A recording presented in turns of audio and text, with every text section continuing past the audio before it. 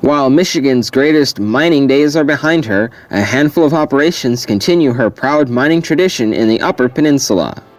One such operation, the Eagle Mine, recently reopened the Humboldt Mill to process ore, reinstalling several miles of previously abandoned railroad and expanding a small shortline to serve the revitalized customer.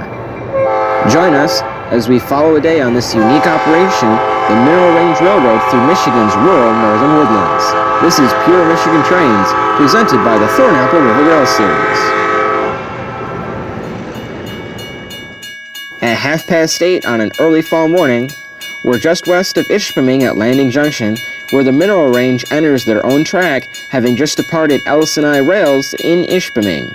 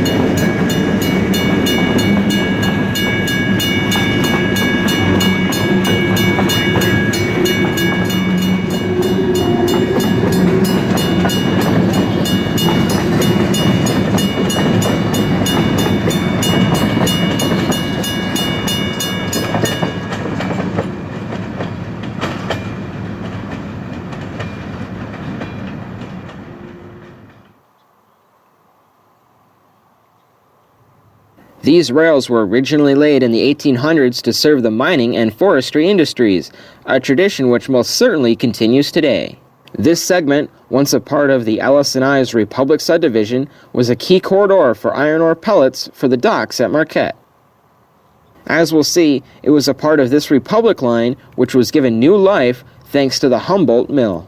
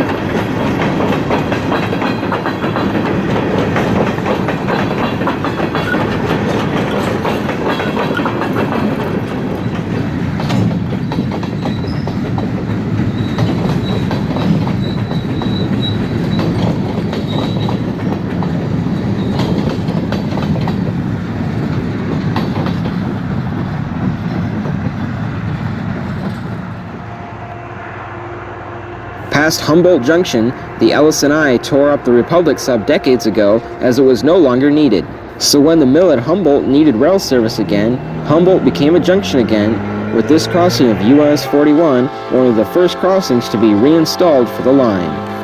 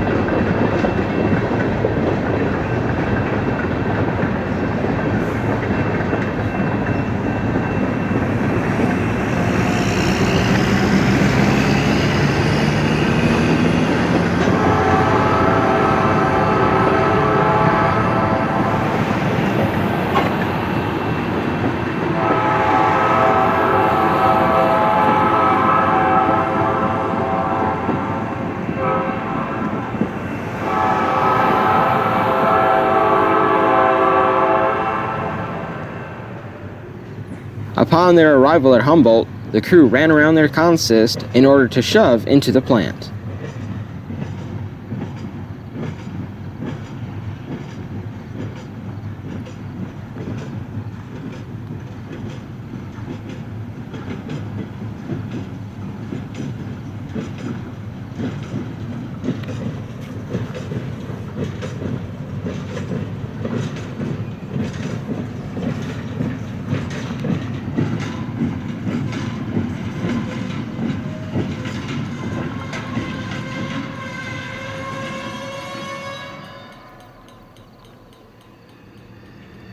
The processing mill here was left over from another mining operation and was greatly expanded and improved to suit the needs of the Eagle Mine. Here, ore from the underground mine northwest of Marquette is trucked in and processed, with the waste tailings being dumped into the pit of the old mine. Ore concentrates are then loaded into these gonds, which have lids due to the heavy metals present in the concentrates, making them a low-class hazmat not suitable for open-top transport.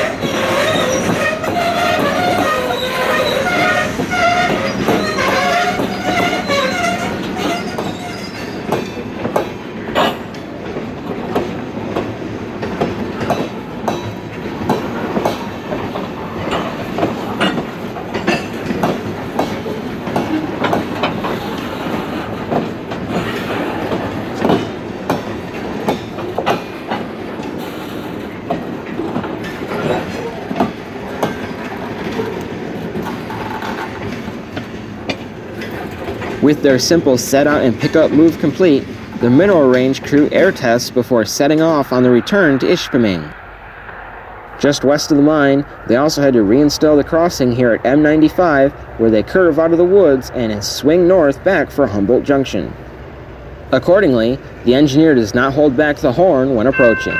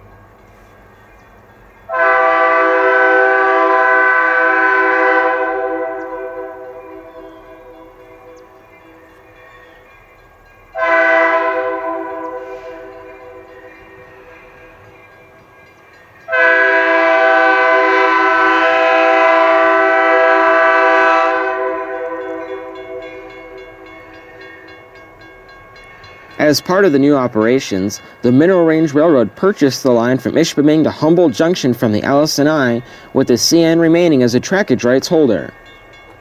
Now on this trackage, they're cruising through Diorite.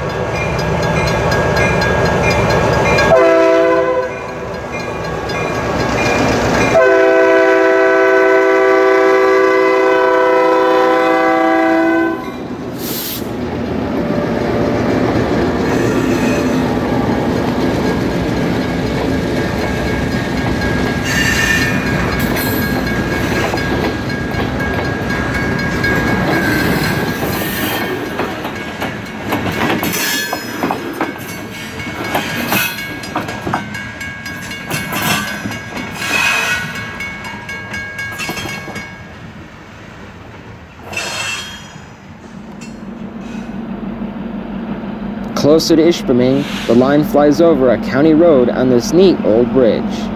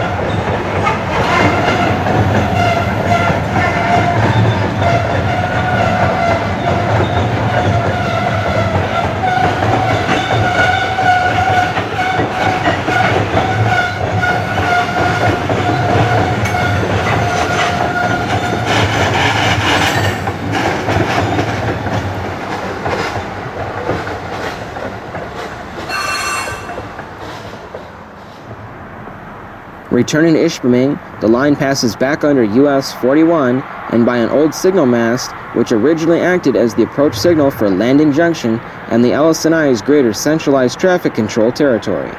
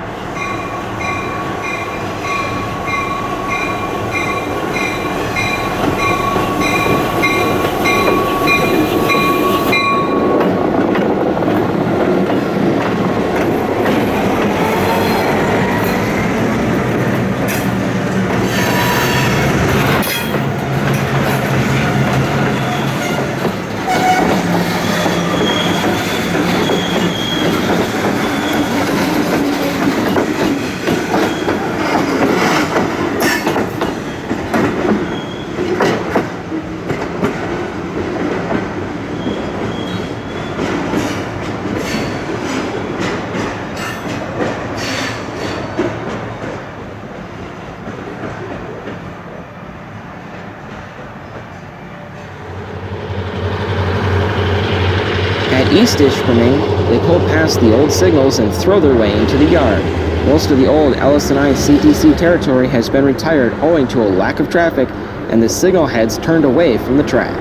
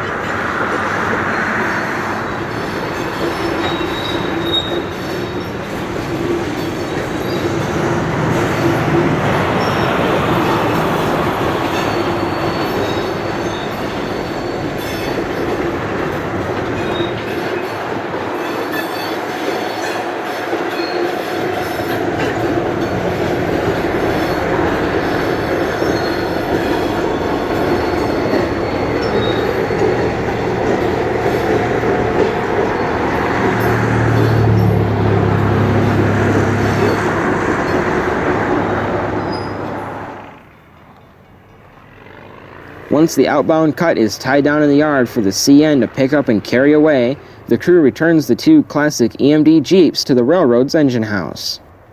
Their new engine house is located off the branch line to Pluto, where the mineral range has long operated a short section of track to deliver explosive-making materials to the Empire and Tilden iron ore mines.